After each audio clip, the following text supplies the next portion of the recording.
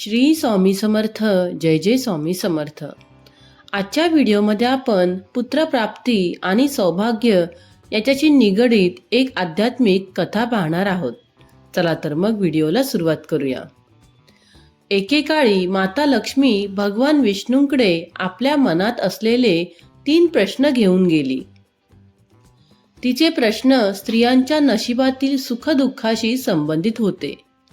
माता लक्ष्मीने विचारले, कोणत्या स्त्रीच्या नशिबात पुत्रप्राप्ती नसते आणि तिला आयुष्यभर निपुत्रिक राहावे लागते?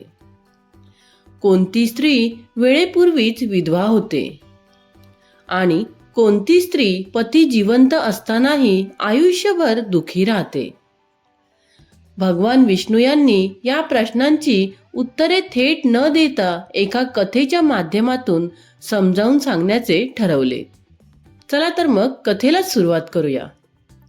एका गावात एक श्रीमंत सेठ राहत होता. त्याला 2 मुले होती आणि दोघांचीही लग्ने झाली होती. त्या घरातील वातावरण विचित्र होते. सेठ, त्याची पत्नी आणि मोठा मुलगा व त्याची सून हे सर्व अत्यंत दुष्ट आणि अहंकारी स्वभावाचे होते. या उलट धाकटा मुलगा आणि त्याची पत्नी राधिका हे दोघेही अत्यंत सात्विक आणि दयाळू स्वभावाचे होते. घरातील संपूर्ण कामाचा भार एकट्या राधिकेवर होता. घरातील सर्वांचे कपडे धुण्यापासून ते स्वयंपाकापर्यंत सर्व तीच करत असे. तरीही तिची सासू आणि मोठी जाऊ तिचा सतत अपमान करत असत. सासू राधिकेला तिच्या मुलीवरून टोमणे मारत असे, कारण मोठ्या सुनेला मुलगा होता आणि राधिकेला मुलगी होती. एके दिवशी राधिकेची सासू मंदिरात जाताना तिला दम देऊन गेली की मी येईपर्यंत जेवण तयार असले पाहिजे. राधिका धावपळ करून स्वयंपाक करत असतानाच दारावर एका साधू महाराजांचे आगमन झाले. साधूंनी राधिकेकडे अन्नाची याचना केली.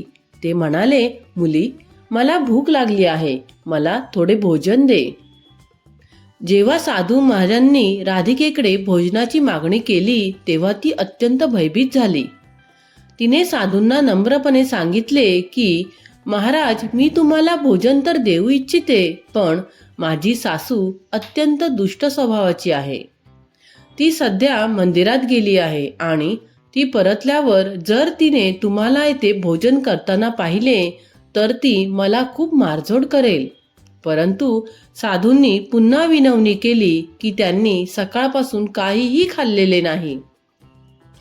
साधूंची अवस्था पाहून दयाळू राधिकेचे हृदय विरघळले आणि तिने सासूच्या रागाची पर्वा न करता त्यांना घरात बोलावून आपल्या वाट्याचे अन्न त्या भुकेल्या साधूंना देण्याचा निर्णय घेतला. साधू महाराज भोजन करत असतानाच राधिकेची सासू मंदिरातून परतली. साधूला घरात जेवताना पाहून ती संतापली. तिने ओरडून म्हटले, हे माझे घर आहे, कोणतेही भोजनालय नाही. क्रोधाच्या भरात तिने अन्नाचे ताट बाहेर फेकून दिले आणि साधू महाराजांना धक्के मारून घराबाहेर काढले. जेव्हा तिने राधिकेला जाब विचारला तेव्हा राधिकेने धैर्याने सांगितले की तिने आपल्या वाट्याचे जेवण साधूंना दिले आहे आणि ती स्वतः आज उपाशी राहील. हे ऐकून सासूचा राग अनावर झाला. तिने राधिकेलाही धक्के मारून घराबाहेर काढले आणि पुन्हा कधीही या घरात पाऊल न ठेवण्याची तंबी दिली. घरचे दरवाजे बंद झाल्यामुळे आणि सासूने आश्रय नाकारल्यामुळे राधिका ओक्साबोक्शी रडू लागली. शेवटी कोणताही मार्ग न उरल्याने तिने आपल्या माहेरी जाण्याचा निर्णय घेतला. सासूने घराबाहेर काढल्यावर राधिका भुकेली तहानलेली आपल्या माहेरी जायला निघाली होती. वाटेत घनदाट जंगल होते आणि मुसळधार पाऊस सुरू झाला. पावसापासून वाचण्यासाठी ती एका मोठ्या झाडाखाली आश्रयाला बसली आणि आपल्या नशिबावर रडू लागली. त्याचवेळी तिला जंगलात एक साधू महाराज भेटले. राधिकेने रडत रडत त्यांना सर्व हकीकत सांगितली. साधू महाराज म्हणाले, मुली, तू रडू नकोस. तुला अद्याप पुत्रप्राप्ती झाली नाही, म्हणून तुझी सासू आणि सासरचे लोक तुला त्रास देतात. पण तू काळजी करू नकोस, मी तुला एक उपाय सांगतो. साधू महाराजांनी राधिकेला एक चिठ्ठी दिली, ज्यामध्ये पुत्रप्राप्तीचे काही नियम आणि उपाय लिहिले होते. त्यांनी सांगितले की जर तिने या नियमांचे श्रद्धेने पालन केले तर तिला नक्कीच पुत्रप्राप्ती होईल. राधिका विचार करू लागली की जर तिला पुत्र झाला तर सासरी तिला खूप मानसन्मान मिळेल आणि सासूही तिची चांगली काळजी घेईल. तर त्या चिठ्ठीमध्ये लिहिलेले नियम आपण पाहूया. पहिला नियम आहे झोपण्याची पद्धत. पुत्रप्राप्तीसाठी स्त्रीने नेहमी पतीच्या डाव्या बाजूला झोपले पाहिजे. दुसरा आहे मासिक पाळीचे नियम. मासिक पाळीच्या पहिल्या 4 दिवसात पती पत्नीने शारीरिक संबंध ठेवू नयेत, कारण यामुळे रोगांची उत्पत्ती होऊ शकते. तिसरा आहे दिवसांचे महत्त्व. मासिक पाळीच्या 5व्या दिवशी संबंध ठेवल्यास कन्यारत्न प्राप्त होते, तर 6व्या दिवशी संबंध ठेवल्यास पुत्रप्राप्ती होते. 7व्या दिवशी संबंध ठेवल्यास वंध्यकन्या प्राप्त होते, तर 10व्या रात्री संबंध ठेवल्यास अतिशय श्रेष्ठ पुत्राची प्राप्ती होते. हे सर्व वाचल्यानंतर राधिकाने त्याच जंगलात राहण्याचा निर्णय घेतला. तिने तिथेच एक छोटी कुटी बांधली. काही दिवसांनी तिचा पती तिला शोधत जंगलात पोहोचला आणि तिला घरी चालण्याची विनंती करू लागला.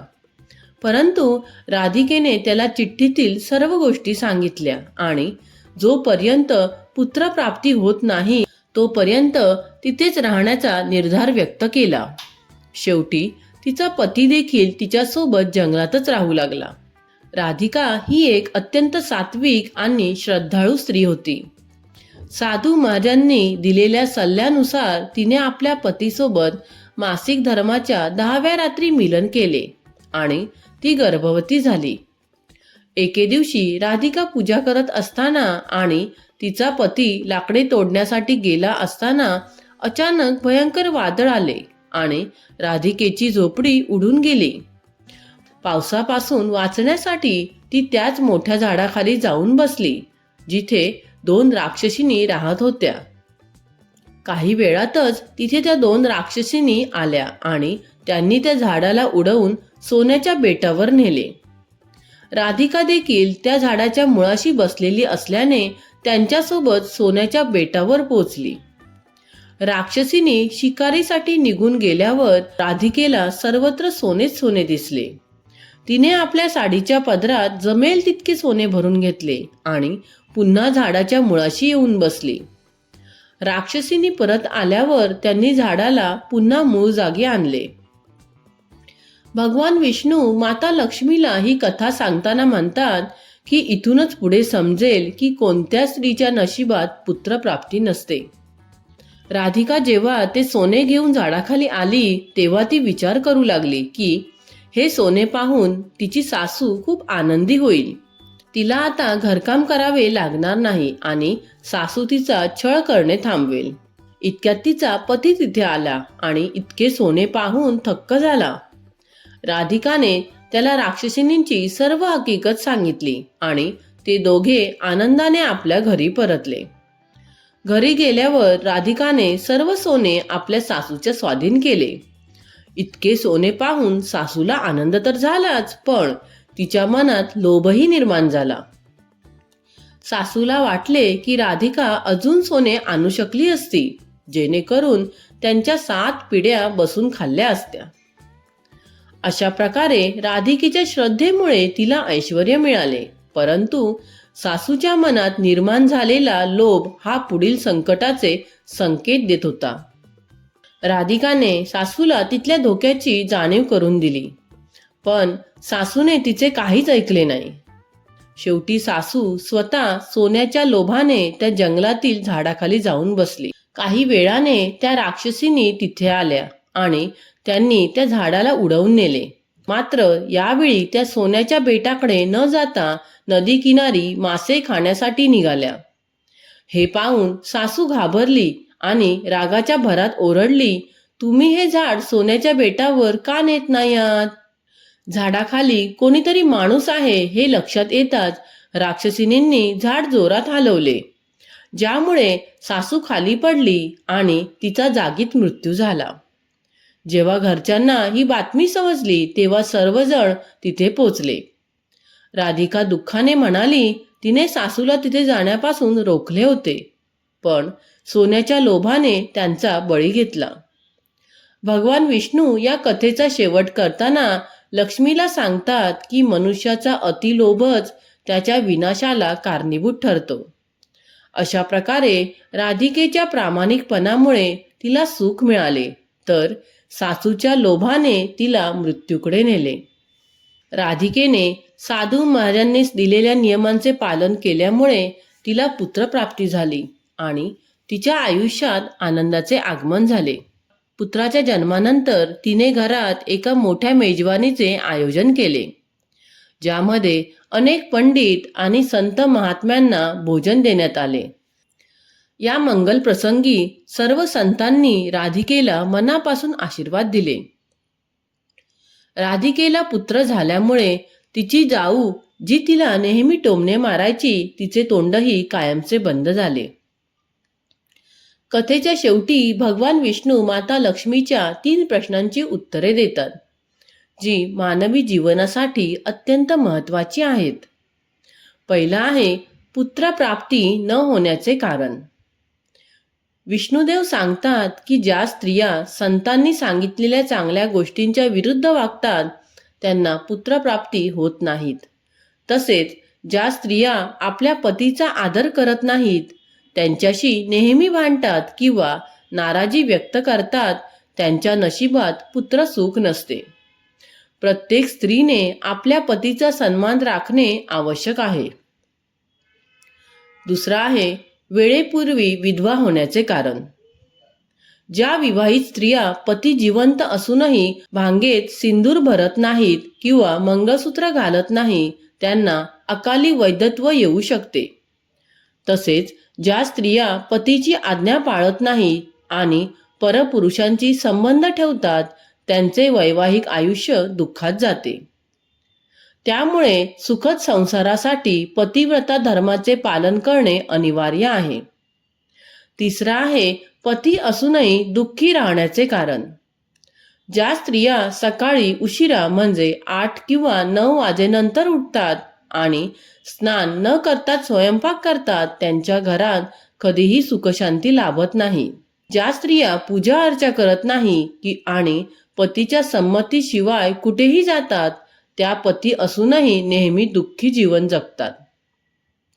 शेवटी भगवान विष्णू मार्गदर्शन करतात की स्त्रीने चारित्र्यवान असावे, पहाटे उठून स्नान करून देवाची पूजा करावी आणि त्यानंतरच भोजन तयार करावे. यामुळे घरात लक्ष्मीचा वास राहतो आणि सुख समृद्धी येते. तर ही कथा आपल्याला शिकवते की आपले आचरण, श्रद्धा आणि घरातील संस्कारच आपल्या भविष्यातील सुखाचा आधार असतात. तर मित्रांनो आणि मैत्रिणींनो, तुम्हाला माझा आजचा हा व्हिडिओ आवडला असेल तर व्हिडिओला लाईक, शेअर आणि माझ्या चॅनलला सबस्क्राईब करायला विसरू नका. पुन्हा भेटूया अशाच एका नवीन व्हिडिओ सोबत. धन्यवाद.